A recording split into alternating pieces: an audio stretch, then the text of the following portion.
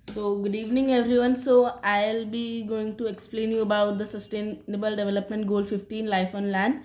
So, the problem faced by this sustainable goal is extreme solar heat.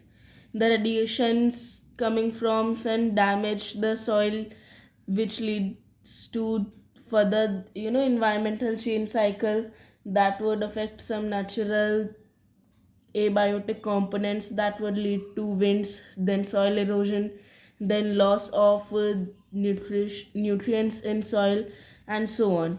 So, if the soil heat ups, then it causes as many things as I told you, and a solution to that is a layer of biochar and mulch. When they are mixed together and added to a land, and see, here we are talking about bare fields like parks, gardens, farms, these things, and we'll move on to the cities later. So what exactly is biochar? Biochar is the plant waste or wood which is heated, in the sense burned without presence of oxygen, just like activated charcoal. And mulch is the wood chips, dry leaves, or any of the natural things which convert to humus over time, and they are added onto the soil just to prevent the growth of weeds and also water loss and evaporation. So what our plan is for sustainable development goal 15, life on land? First, understand that how it benefits. It prevents soil erosion and maintains moisture in soil because there is mulch layer added, and that all stuff keeps the soil together. And in the sense, back to the topic, we'll add a fan on a tree type or something in that region, and that fan in summers would push the hot air downwards to the layer of biochar and mulch, and then soil would absorb this heat with a pipe, a thermal conducting pipe of a metal, absorbing that and releasing that same heat in the winters. And that's not a theoretical concept. As asked by Puneet, I am here to explain that when soil, moisture, biochar, all these things are there, the pipe would act as a thermal battery, and that's not something hypothetical or theoretical concept. It is used in real life for solar greenhouses, as in China, and ground air heat transfer. So what is benefiting here and how? That's not only for maintaining soil temperatures and surface level organisms survival, that's also of that biochar sustains carbon into the soil, keeping the nitrogen fixed. Not exactly nitrogen, but that's a carbon rich compound. It also includes compounds like phosphorus and nitrogen beside carbon that helps replenish the soil again. And mulch prevents the moisture loss by 29 to 45%. Moving back to our idea.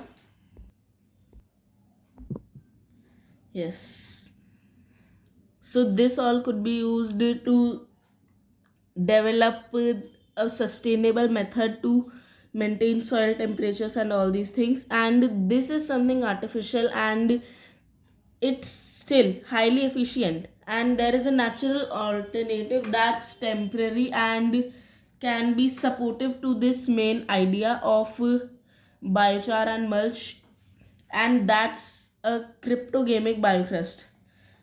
So what happens here, that we lab grow the cyanobacterium, lichens, and bryophytes like mosses, and then mixing them with water or a nutrient rich liquid to from which they can get nutrients and increase their population, kind of something. So spraying that on land as a liquid coolant is a smart move to form a polymer sheet type of structure there. It forms a millimeter thick crust over the dirt or the soil, we say, and when it is hot or dry, then it reflects solar heat and becomes dormant. And dormant in the sense means inactive, like dormant bacteria, dormant fungi in fridges and all kind of these things. And when it's wet or cool, like in monsoon, they expand instantly, cooling the soil and trapping the water. So when they trap the water, the capacity of soil storing water increases. They also absorb and store the water, and soil does too. So that maintains the moisture level of the soil. And how the pipes would store heat. So the seasonal thermal energy in soil, which is also known as earth or earth tube or geothermal storage, is underground and stays underground. Like for Delhi, that soil temperature on average throughout the year is 15 to 20 degrees Celsius. So we could choose the best metal accordingly for different regions based on their conductivity, availability, soil type, and all the different aspects. So now coming to liquid nanoclay hydrothermal tuning LNC. I think it's written that only. Yeah. So we will not use heavy compost like manure, not these kind of things. So we will liquidify standard clay into nanoparticles. So we will liquidify means adding water to that thing, or not exactly only water. It means to convert something into liquid. Standard clay, the clay found in riverbeds or any type of soil which can combine. You have seen many potters using clay, so that's the same clay. And the nanoparticles are used to define the molecular arrangement of the clay here, that it is in nanoparticle form, it is loosely packed, and then it's blended into the irrigation water, and that irrigation water would be sprayed to coat the soil completely, meaning that we will use that solution to cover the soil completely. So what will happen here, that the nanoclay networks combine the soil, so the loose soil particles will behave like a thermal loam. They will combine into single one sheet like thing, and then avoiding it. This also helps them trap 300% more water, and it also decreases the evaporation rate. Now next thing is botanical symbiosis, which is endophytic fungi. So changing environment is not possible for many regions. Like if you are growing something in intense heat in the plains of Delhi, UP, Haryana, or many such regions, so you cannot change the environment because that's a natural factor.